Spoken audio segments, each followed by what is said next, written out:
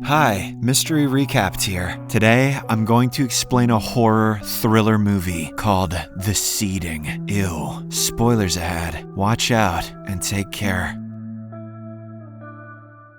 The movie opens in a desolate desert in Utah, where we see a dirty child wandering and eating a severed human finger. Shortly after, we meet our protagonist, Wyndham, who is driving into the same area. It turns out he is a professional photographer who has come here to capture the eclipse. He climbs a very difficult rock and eventually finds the perfect spot to set up his camera. Not long after, the eclipse begins, and Wyndham captures a few stunning images. He then decides to leave and heads to his parked car on the roadside, but just then, he notices a kid crying alone in the distance. Wyndham asks what happened, to which the kid reveals that he got separated from his parents and is lost. Feeling worried, Wyndham asks him to come to his car so that they can look for his parents, but the boy suddenly stands up and walks in the opposite direction, claiming that his parents are there. This confuses Wyndham, who makes a mental note to bring candy next time, but he can't let such a young boy go alone, so he naively follows him. After walking for a while, he realizes that it's getting dark soon and asks the kid to turn back, but strangely, the boy begins to insult him and then runs away. This leaves Wyndham in a dire situation, as it's getting dark and he's a long way from his car. He tries to find his way back to the main road, but eventually gets lost. He even attempts to call someone, but there's no service in the desert. Shortly after, Wyndham is startled when he hears a woman singing in the distance. He follows the sound and soon sees a cabin at the bottom of a canyon. He also notices a retractable ladder leading to the cabin, which he carefully descends. When he arrives, he knocks on the cabin door, and a woman named Alina answers it. Wyndham explains his situation, but the woman isn't surprised by his presence. She casually invites him inside and offers him food without saying much. He then asks how to get out of here, but Alina doesn't respond at all. This leaves Wyndham frustrated, and he tries to leave, but she insists that it's late and asks him to stay. With no other option, he agrees and lies down on a nearby bed. Wyndham later notices Alina getting naked and cleaning herself in the other room. This weirds him out, but he doesn't dwell on it much and closes his eyes. The next morning, Wyndham leaves some money for Alina and proceeds to leave. However, he is shocked to see that the cabin is surrounded by steep cliffs, something he hadn't noticed the night before. Even more shocking is the fact that the lower part of the ladder from last night is gone. When Alina wakes up, he asks where the ladder has gone. She nonchalantly responds that the locals sometimes take it for their use, and it may be returned later or tomorrow. Wyndham then inquires about other exit routes, but Alina informs him that there are none. This frustrates our hero, and he is forced to stay another day there. He spends most of his time photographing the landscape and the scenery. He also attempts to climb the cliff, but the heat makes it impossible for him to do so. In the afternoon, Alina offers to clean his clothes, as they have gotten very dirty. When he refuses, she asks what his wife will think of him seeing him in this condition. The statement weirds out Wyndham, and he quickly clarifies that he isn't married. The next day, he searches through Alina's house for anything that will help him climb. He eventually finds a pickaxe and tries to use that to climb the rocks, but moments later, some children suddenly throw a severed animal head at him, as children are wont to do. This causes him to lose his balance, and he immediately collapses to the ground, unconscious. When Wyndham awakens, he discovers that it is already nightfall. He's in excruciating pain and realizes that he's accidentally embedded the pickaxe in his leg. Wyndham starts screaming for help, and this finally catches Alina's attention. She rushes over to him and carefully removes the pickaxe, while he cries in agony. Moments later, Wyndham passes out once again, and Alina takes him back to the cabin to treat his injuries. 2 days later, he feels a bit better and once again tries to get out of there. He looks up at the top of the canyon and screams for help, but no one comes to his aid. Enraged, Wyndham drags Alina outside and demands to know what's happening. She doesn't respond to his question, but assures him that she can care for him and feed him. However, Wyndham angrily tells her that he just wants to return to his normal life. He claims that he has a life outside this world and that people are dependent on him, like desperate models and families who like dressing their babies up like pumpkins. Alina tries to get closer to him, but Wyndham refuses and asks her to leave him alone. Shortly after, a boy named Corvus and his sister arrive at the top and call out to Wyndham. Corvus reveals that he heard the shouting earlier and asks if he needs help. Wyndham is very relieved by this and explains how he's been stuck and needs to get out. In response, Corvus assures him that that he has rope and will be back soon. This makes Wyndham feel hopeful, and he eagerly waits for the boy. Corvus soon returns and throws the rope down, asking Wyndham to tie himself to it. The latter naively obliges, after which Corvus and some other boys begin pulling him up. However, they abruptly stop halfway and begin mocking Wyndham, who is now suspended in the air. They torture him by swinging the rope back and forth, and one of them even unsheathes the willy and pees on his face. As a result, Wyndham ends up hitting a rock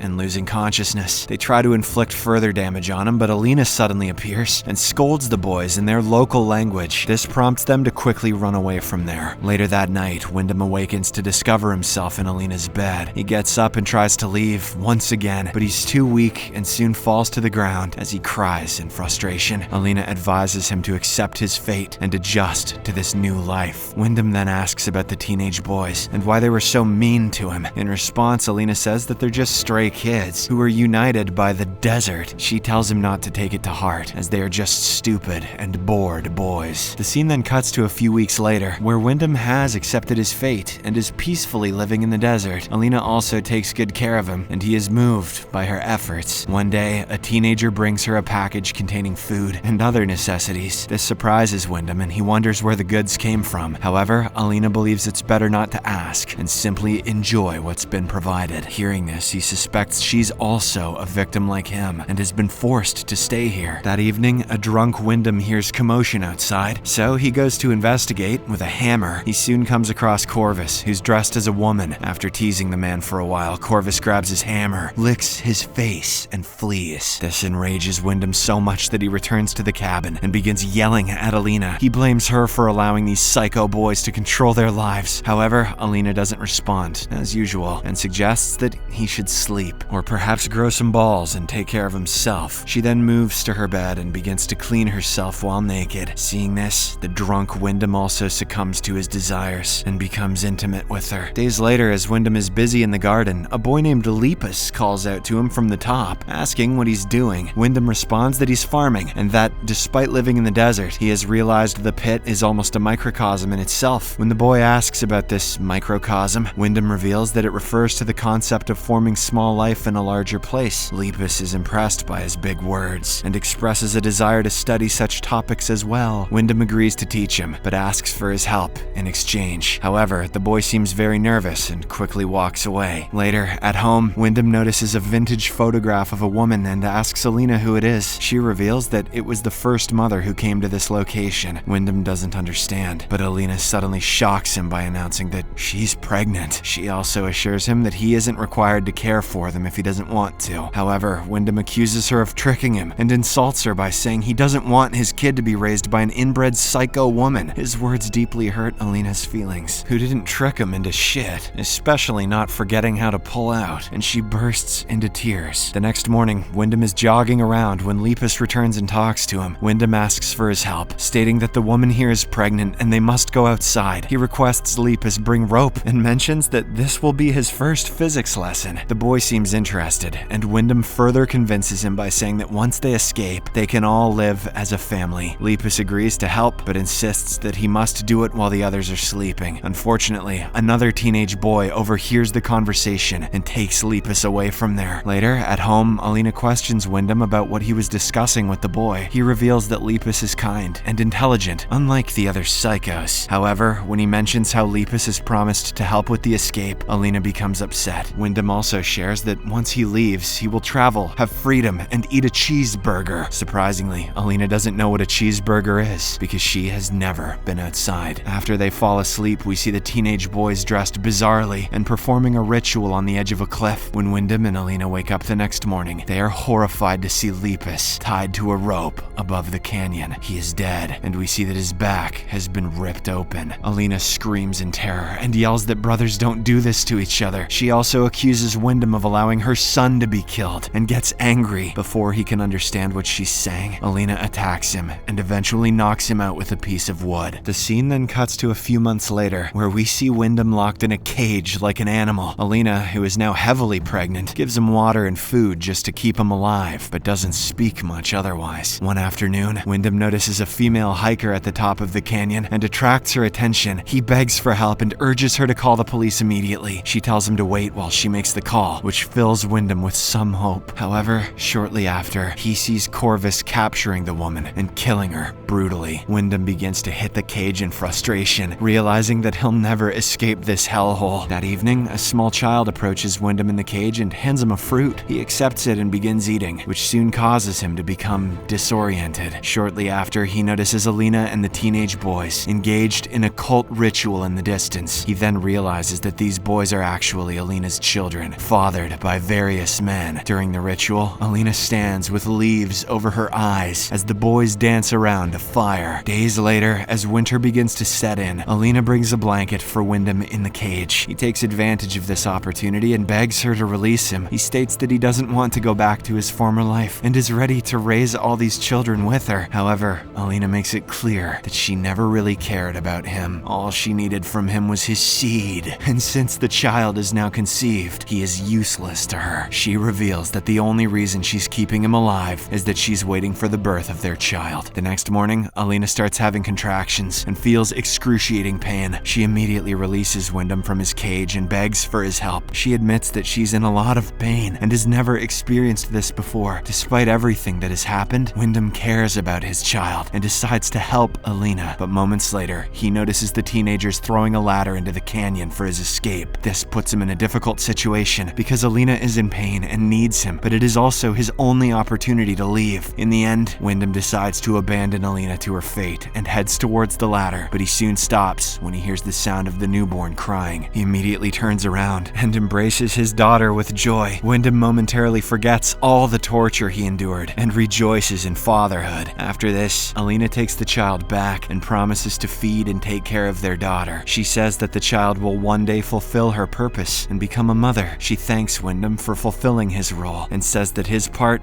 is now over. He gets confused, but just then one of the older boys slits his throat from behind and kills him. In the final scene, Alina packs Wyndham's belongings and puts them in a trunk. She then approaches her crying baby and tries to console her. Outside the house, we see Wyndham's corpse rotting on the ground. Subscribe for more videos like this, turn on notifications, and leave a like to help the channel out. Thank you for watching.